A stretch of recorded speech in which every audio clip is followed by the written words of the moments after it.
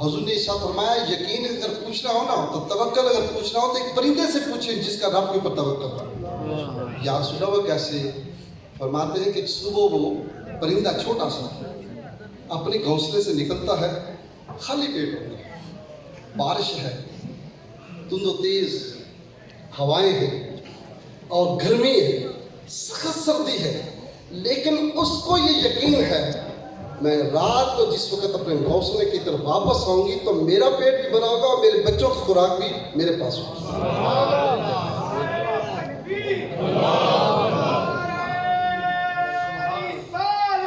یا رسول صاحبزادہ سید بشیر احمد خورشید رحمۃ اللہ تعالی علیہ. یہ یقین صوفی دیتا ہے. اب میری بات سمجھے آپ؟ کون دیتا ہے؟ یہ صوفی دیتا ہے. جب اس کی محفل میں بیٹھتے ہوں گے تو یہ صوفی دیتا ہے. یہ دنیا داروں سے نہیں ملے گا. اور جو یہ یقین رکھتے ہیں رب کے رب ہونے پر، پھر اللہ ان کو موت نہیں آنے دیتا. 50 سال گزر گئے ہیں، ہر مہینے 4 تاریخ بھی ہوتی ہے، ہر سال عرس ہو رہا ہے. سبحان اللہ. میں ایک دفعہ وہاں انگلینڈ میں تقریر کر رہا تھا کہ یہ موقع تھا عید میلاد النبی سوری عید الاضحیٰ کا، بڑی عید کا. تو میں اسپیچ کرتے ہوئے میرے ذہن کے اندر ایک بات آئی کہ 4000 سال سے زیادہ عرصہ گزر چکا ہے، سید ابراہیم کو اس دنیا سے گئے ہوئے آج تک زندہ. ایسے پتہ چلتا ہے کہ وہ 4000 سال پہلے کے نہیں، آج کی وہ انسان ہے. ایسا ہر بندے کا جی چاہتا ہے کہ میں سیدنا ابراہیم کے نام پر اپنے بیٹے کا نام رکھوں. میری فیملی کے اندر لڑائی پڑ گئی. 2 بیٹے ہوئے، ایک کے نے ابراہیم نام رکھا، دوسرے کہا میں نے بھی رکھنا ہے. ایک ہی گھر کے اندر 2 بھائیوں کے 2 بیٹے ہوئے، گھر میں لڑائی پڑ گئی. بیوی ایک نے کہا میں نے ابراہیم رکھنا، دوسری نے کہا کہ میں نے رکھنا ہے، پہلے رکھ لیا تھا. تو دوسری جب رکھنے لگی تو پہلے کہتی میرے بیٹے کا نام ابراہیم ہے، تم کیسے رکھ سکتی ہے کہ گھر کے اندر؟ اسے کہ لو مجھے ابراہیم سے بڑی محبت ہے. ایک یاد رکھنا، جو لوگ قربانیاں دیتے ہیں نا، جو قربانیاں دیتے ہیں، ان اللہ لا یضیع اجر المحسنین، اللہ احسان کرنے والوں کے اجر کو ضائع نہیں ہونے دیتا. آج ان صوفیاء کے اوپر جنہوں نے زندگیاں قربان کی، جنہیں اپنے مال و دولت قربان کی، جنہوں نے اپنی اولادیں قربان کر دی، اس رب کی ذات کے پر یقین رکھتے اور ایمان رکھتے ہوئے آپ کیا سمجھتے ہیں جس طرح ابراہیم کو اللہ نے مرنے نہیں دیا، جس طرح اسماعیل کو اللہ نے مرنے نہیں دیا، یہ ایگزامپل بنا دی، مثال بنا دی، اسی طرح آج بھی اگر کوئی اللہ کے دین کے لیے قربانی دے گا اللہ اس کو موت نہیں آنے دے گا. تو میں بتا رہا تھا، میں تقریر کرنے کھڑا ہوا تو میرے ذہن میں بات آئی 4000 سال گزر گئے، سیدنا ابراہیم زندہ ہے. کیسے زندہ؟ کیسے؟ رب کا کمال کیسے ہے کہ جب کسی کی احسان کو، خدمت کو، نوکری کو اللہ قبول کرتا نا، لوگوں کے دلوں میں اس کے لیے محبت پیدا کرتا ہے. حدیث پاک میں ہے، حدیث قدسی، لمبی بات ہو جاتی ہے، دلوں میں محبت پیدا کرتا ہے. اور جب وہ دلوں میں محبت پیدا کرتا ہے زبان کے ذریعے سے اس کا اظہار کرتا ہے، اور جب زبان اظہار کرتی بندہ زندہ ہو جاتا ہے. کیسے موت آئی؟ مجھے بتاؤ امام اعظم کو موت کیسے آئی؟ تو کہہ سکتا ہے امام اعظم کو موت کیسے آئی؟ کسی نے کوئی الزام لگایا، کسی نے کہا ان کو حدیثیں نہیں آتی تھی، کسی نے کہا ان کو حدیث نے، فقہ کے امام تھے. بھائی فقہ کا جو امام ہوتا ہے اس نے فقہ کا مسئلے کی تخریج جو ہے اس نے قرآن سے کرنی ہوتی ہے، اس نے حدیث سے کرنی ہوتی ہے، اس نے اقوال صحابہ سے کرنی ہے، اس نے جماع امت سے کرنی ہے. سب جب تک یہ 4 چیزیں سامنے نہیں ہوں گی کوئی مسئلہ، کوئی عالم دین مسئلہ بتا ہی نہیں سکتا. اور وہ پھر جو امام اعظم ہو اور امام مجتہد ہو، کیسے پاسبل؟ حضرت امام جعفر صادق رضی اللہ تعالیٰ عنہ، حضرت سفیان ثوری لڑائی لڑنے کے لیے حضرت امام اعظم کے پاس آئے. ابو حنیفہ میں سنا ہے کہ تم قیاس کے اوپر فتوے دیتے ہو. حضور میں تو آپ کے نانا کے جو فرمودات اس میں فتویٰ دیتا ہوں. انہوں نے کہا بتاؤ کیسے؟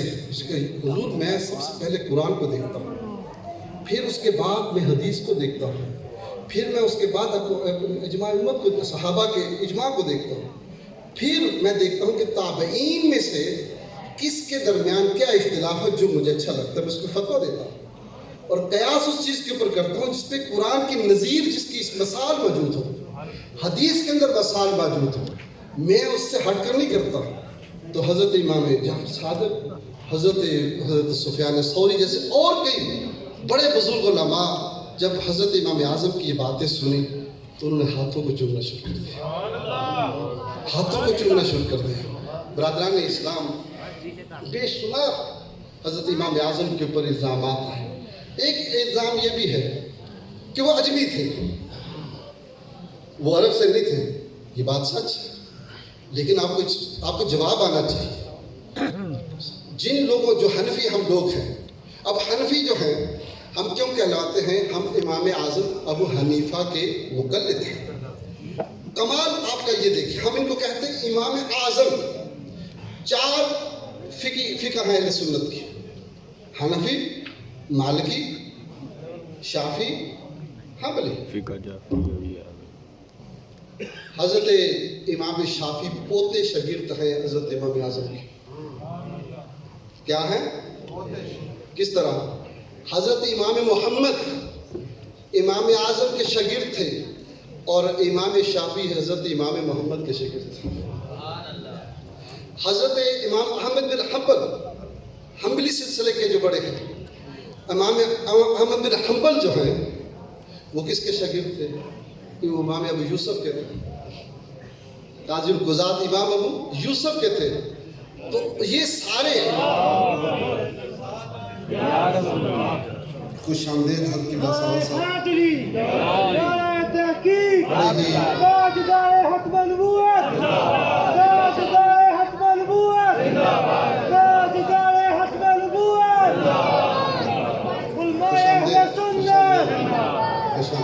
رضی اللہ تعالیٰ عنہ جو تھے، ان کے شاگرد امام محمد کے شاگرد امام شافعی جو کہ پوتا شاگرد ہیں، امام احمد بن حنبل شاگرد ہیں امام ابو یوسف کے، حضرت امام احمد بن حنبل جو ہیں وہ پوتے شاگرد ہیں، اور حضرت امام مالک جب حضرت امام اعظم حج کے لیے جاتے ہیں تو جب مدینہ شریف میں حاضر ہوتی تو حضرت امام مالک کے ساتھ ان کی گفتگو ہوتی اور یہ وقت ایک آیا، ان کے اندر بھی وسوسے تھے، یہ قیاس کے اوپر فتوے دیتے ہیں۔ تو جب انہوں نے ملاقات کی، باتیں کی، تو حضرت امام مالک فرماتے ہیں کہ یہ اتنا عظیم شخص ہے، اگر ایک ستون کو سونے کا ثابت کر دے تو یہ ثابت کر سکتا ہے۔ اور ایک دفعہ اپنے شاگردوں کے پاس واپس آئے تو پسینے سے، ادھر توجہ دے بھائی، تو پسینے سے شرابور تھے۔ تو طلباء نے پوچھا حضور کہاں سے آئے؟ کہتے ہیں میں ابو حنیفہ سے ہو کر آیا ہوں، وہ اتنی بحث ہمارے درمیان ہوئی ہے کہ جس وجہ سے میرا پسینہ نکل گیا ہے، اتنی علمی بحث سے وہاں پر ہوئی۔ تو میرے کہنے کا مقصد ہے کہ ہم جو امام اعظم کہتے ہیں وہ بھیا اس لیے کہتے ہیں کہ سارے امام جو ان کے پوتے شاگرد ہیں۔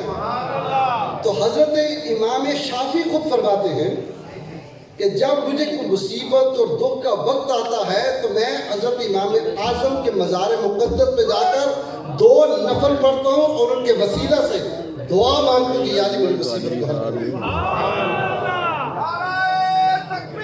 اللہ اکبر، یا رسول اللہ، یا علی۔ اور وہ حضرت امام شافعی رحمۃ اللہ علیہ جو رفع یدین کرتے تھے، آپ کو پتہ ہے بہت بڑا مسئلہ ہے رفع یدین کا، رفع یدین کرتے تھے اور ان کا موقف اپنی جگہ ٹھیک تھا، لیکن جس وقت حضرت امام ابو حنیفہ کے قبر انور پر آتے بغداد شریف میں تو آپ رفع یدین چھوڑ دیتے۔ ان کے لیے سوال ہے جو کہتے ہیں کہ رفع یدین کے بغیر نماز نہیں ہوتی۔ امام شافعی کی ہو گئی تھی، ان کی ہو گئی تھی، امام شافعی کی ہو گئی تھی۔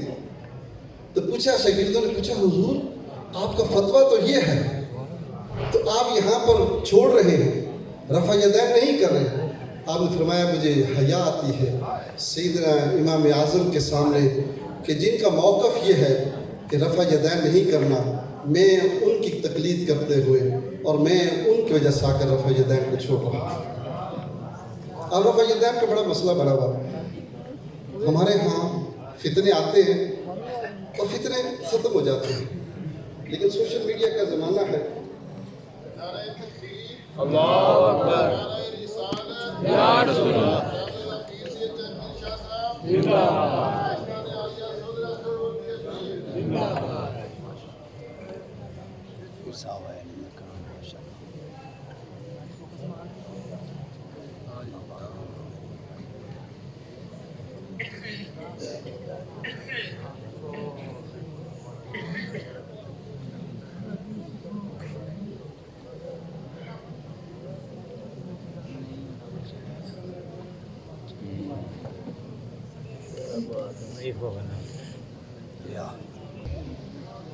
دیکھیں، آپ حضرت قبلہ چند پیر صاحب کی زیارت کریں گے، بڑی تاریخ ہے ان کی زندگی کے ایک عظیم، اپنے والد گرامی کی عظیم خدمت کو سنبھالا اور پچھلے 50 سالوں میں الحمدللہ اس خدمت کے کام کو بہت آگے لے گئے۔ ایک بات اس ذہن میں رکھیے گا کہ حضرت امام اعظم کی جو پیدائش ہے وہ مختلف اقوال ہیں، 80 ہجری میں ہے، کچھ 70 ہجری بھی کہتے ہیں، 80 بھی کہتے ہیں، اور آپ کا وصال ہوا ہے 150 ہجری میں۔ حضرت امام بخاری بھی 80 سال بعد آئے۔ کب آئے؟ 80 سال بعد 80 سال کے بعد باتیں کی جو حدیث بیان کی۔ ہم حدیث کے جو رفع یدین والی حدیث اہل سنت اس سے منکر تو نہیں رہا، حضور نے کیا ہے، حضور نے نہیں بھی کیا۔ حضرت امام اوزاعی کے سامنے حضرت امام اعظم کا مناظرہ ہو گیا تو ہم حضرت امام اوزاعی نے رفع یدین کی حدیث پیش کی۔ آپ نے فرمایا کہ ہم تو حضرت عبداللہ بن مسعود کی حدیث پر عمل کرتے ہیں، حضور نے رفع یدین نہیں کیا تھا۔ اس نے کہا کہ میں جو سند پیش کر رہا ہوں میرے مقابلے میں سند لے کر آئے۔ آپ نے فرمایا کہ میرے جتنے راوی ہیں تمہارے سارے راویوں سے بہتر ہے، ثابت کرو۔ حضرت امام اوزاعی خاموش ہو گئے، خاموش ہو گئے۔ الحمدللہ میں جب چھوٹا ہوتا تھا نا تو ہمارے سودرا کے لوگوں کو پتہ ہے کہ ہمارے گھر کا نام ہے گلی پیرا والی اور ہمارے ارد گرد سارے اہل حدیث ہیں، سب اہل حدیث ہیں، سارے کے ساتھ سودرا میں۔ تو ہم چھوٹی بچپن عمر میں مناظرے کرتے تھے ان سے، اور وہ کہتے تھے کہ حضرت امام اعظم نے فرمایا کہ میرا اگر قول جو ہے، میرا قول اگر حدیث کے مخالف ہو جائے تو اس کو دیوار پہ مار دو۔ تو ہم کہتے تھے کہ بھائی یہ کیسے ممکن ہے؟ جب ہم بیرشی میں داخل ہوئے اور فقہ کی کتابیں پڑھنی شروع کی، نور الاضاء سے ہم نے سٹارٹ لیا، قدوری، کنز الدقائق اور ہدایہ وغیرہ پڑھی، تو وہاں پر جا کر آنکھیں کھلی کہ حضرت امام اعظم رضی اللہ تعالیٰ عنہ کوئی آج ثابت کرے، اس دن سے لے کر بچپن سے لے کر آج تک جتنے دوست مجھے کہتے ہیں کہ میں نے کہا یار میں تو کتابیں پڑھی ہیں، تھوڑی زیادہ تو نہیں پڑھی، ٹائم ہی نہیں ملتا، مجھے کوئی ایک قول دکھاؤ جو حضرت امام اعظم نے قرآن کی پر دلیل نہ پکڑی، کوئی ایک قول بتاؤ جو حضور کی حدیث کے مخالف ہے، کوئی ایک قول بتاؤ جو اجماع امت کے مخالف ہے۔ حتیٰ کہ حضرت امام اعظم رضی اللہ تعالیٰ عنہ کا یہ قول ہے، آپ کا ارشاد ہے کہ میرے نزدیک ضعیف حدیث میرے قیاس سے بہتر ہے، میرے قول سے ضعیف حدیث بھی بہتر ہے۔ جب یہی قیاس کا مسئلہ جو آیا اور آپ نے قیاس کے اوپر فتوے دینے شروع کیے تو اس کے اوپر بھی بہت بڑی دلیل ہے کہ حضرت معاذ بن جبل کو نبی کریم صلی اللہ علیہ وسلم نے یمن کا قاضی بنا کر بھیجا، قاضی حضور نے بنا کر بھیجا، اور حضرت معاذ بن جبل کو بلایا اور فرمایا معاذ بن جبل تجھے میں سننے والی بیٹا بات سنو، ادھر توجہ نہ دیا، جس مقصد کے لیے آئے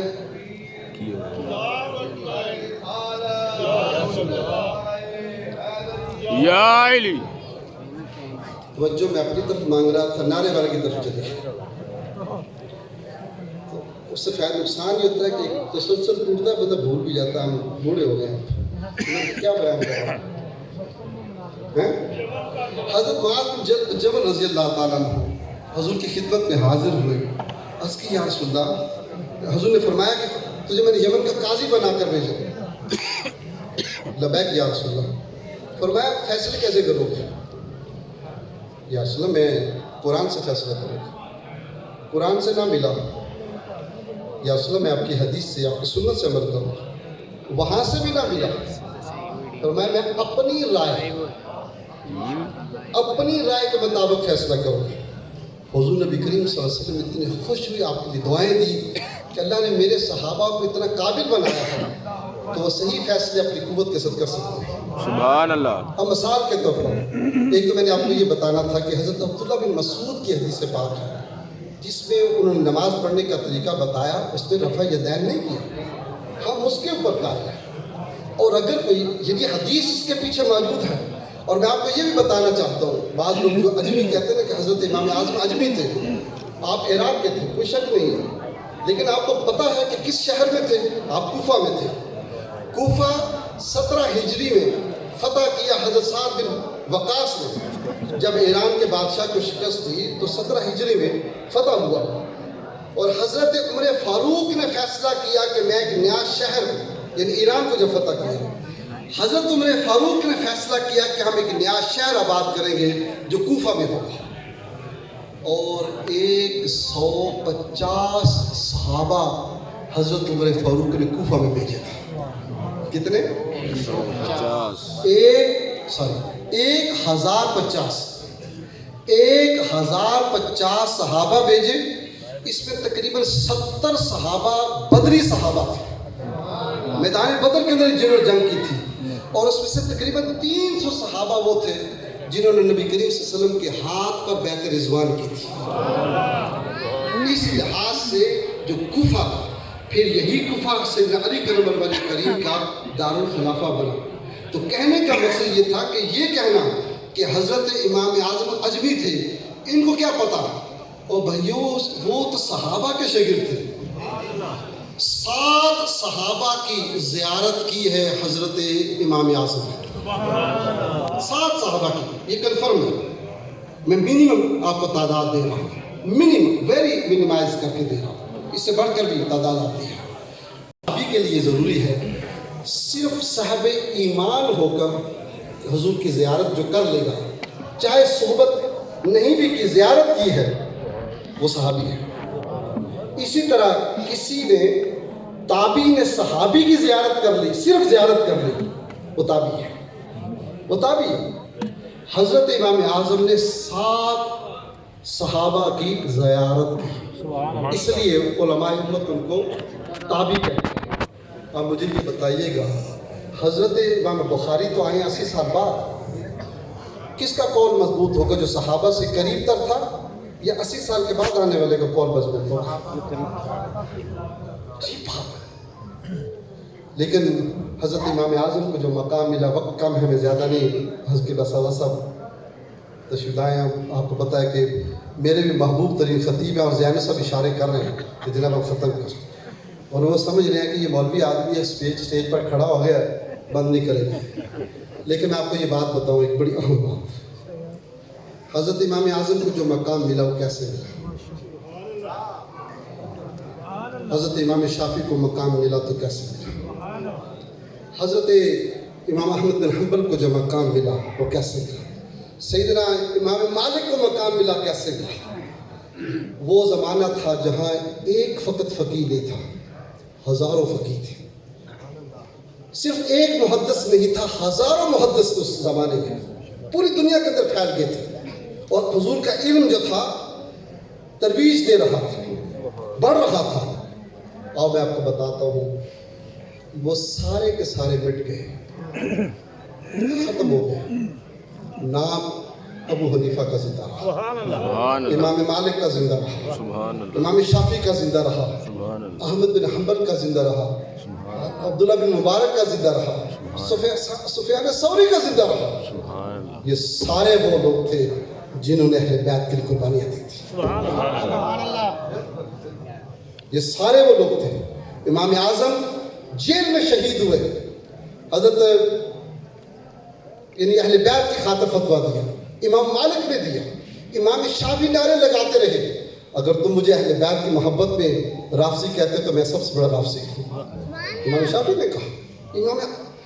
جنہوں نے اس زمانے میں اہل بیت کی مخالفت کی، خاموش رہے اور ان کی مدد نہ کی، اموی ظلم کرتے رہے، عباسی ظلم کرتے رہے، اور جو لوگوں نے کھڑے رہے فتوے دیتے رہے اہل بیت کے حق میں، وہ امام مالک تھے، امام اعظم تھے، امام ابو حنیفہ، امام شافعی تھے، امام احمد بن حنبل تھے، کچھ اور حضرت امام عبداللہ بن مبارک وغیرہ لوگ تھے.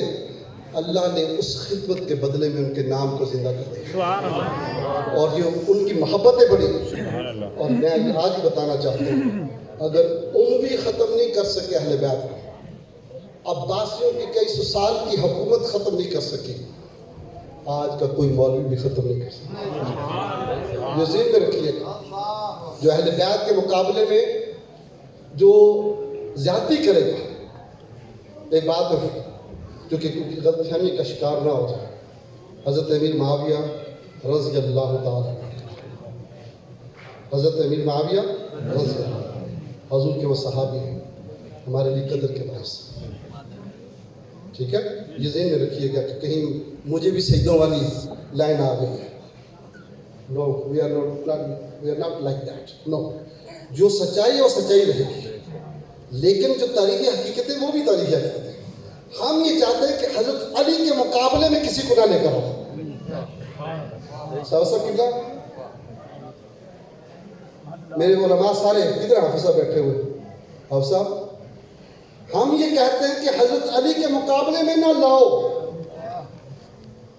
جو علی کا رتبہ ہے کون بول سکتا؟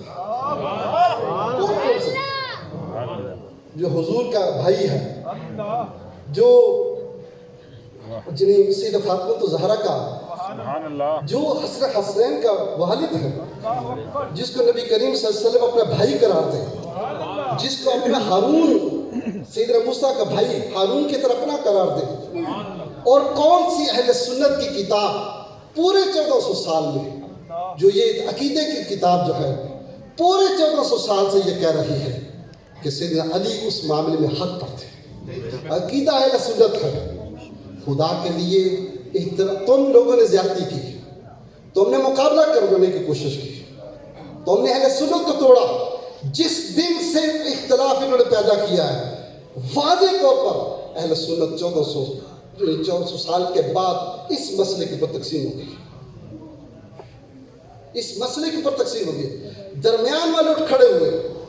اب وہ سیدنا معاویہ کے اوپر صرف زبان نہیں بولتے، بقایا سب لفظ کہہ رہے ہیں اس کے اوپر سوشل میڈیا کے اوپر بیٹھ کر. تم نے زبان کھولی. 1400 سال سے یہ فتویٰ تھا کف لسان کا زبان نہ کھولنا اس مسئلے کے اوپر. 1400 سال سے علماء اہل سنت کا فتویٰ تھا اس مسئلے کے اوپر کف لسان کرنا. یہاں پر اگر تم نے زبانیں کھولی، کہیں نہ کہیں سے کوئی زبان سے لفظ نکل جائے گا. کیوں تم نے کھولا؟ حضرت ابو طالب کے اوپر سیمینار کیے گئے. میں کراچی میں تھا ایک بہت بڑے عالم دین کے پاس. میں نے کہا جی میں جانتا ہوں، تھوڑا سا چھوٹا سا مولوی ہوں، حضرت اس ابو طالب کے مسئلے کے یہ اختلاف ہے کہ وہ ایمان لے کر آئے یا نہیں لے کر آئے. ہے اختلاف، ٹھیک ہے. میں نے ایمان ابو طالب کا اختلاف ہے نا، یہ ہے. میں نے احسان ابو طالب کا بھی اختلاف ہے.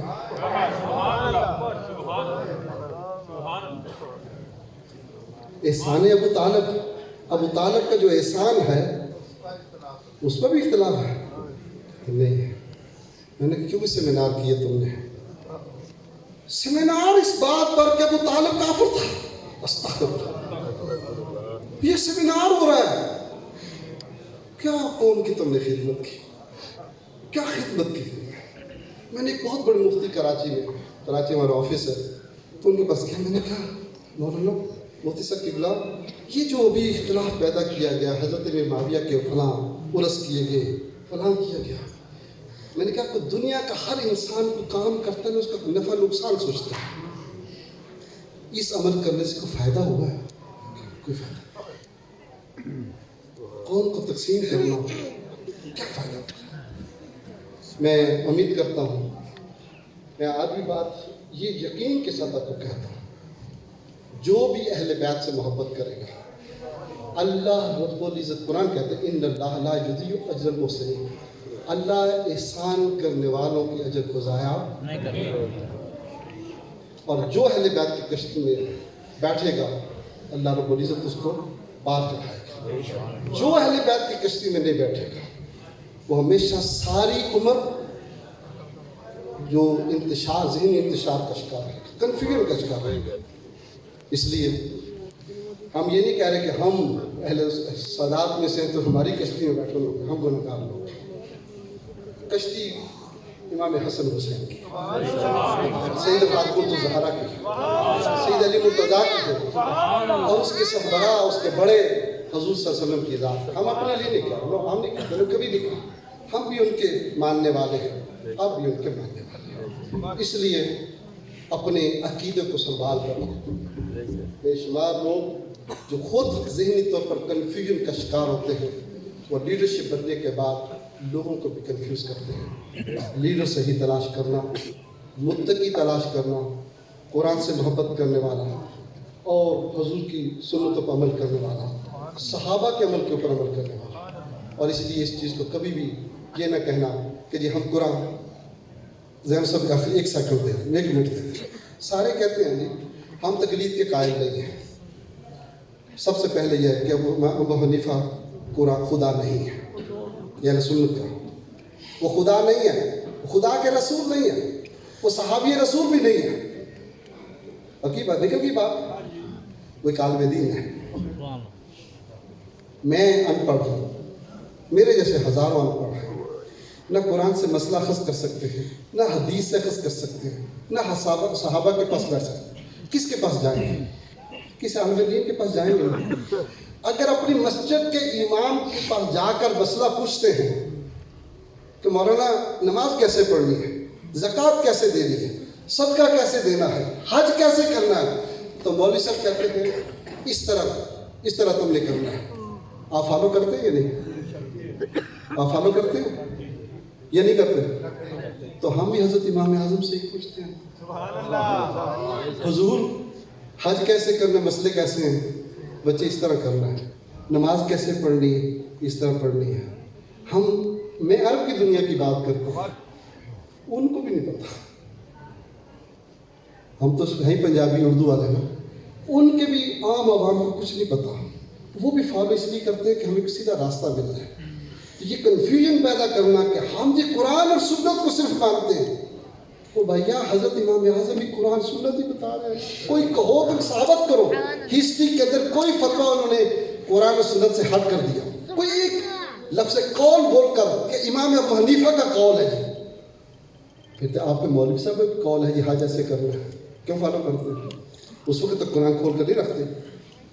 اس لیے جس مسئلے کے اوپر آپ قائم ہیں وہ حق ہے، وہ سچ ہے، اگر یہ حق اور سچ نہ ہوتا تو 1400 سال سے جاری نہ رہتا۔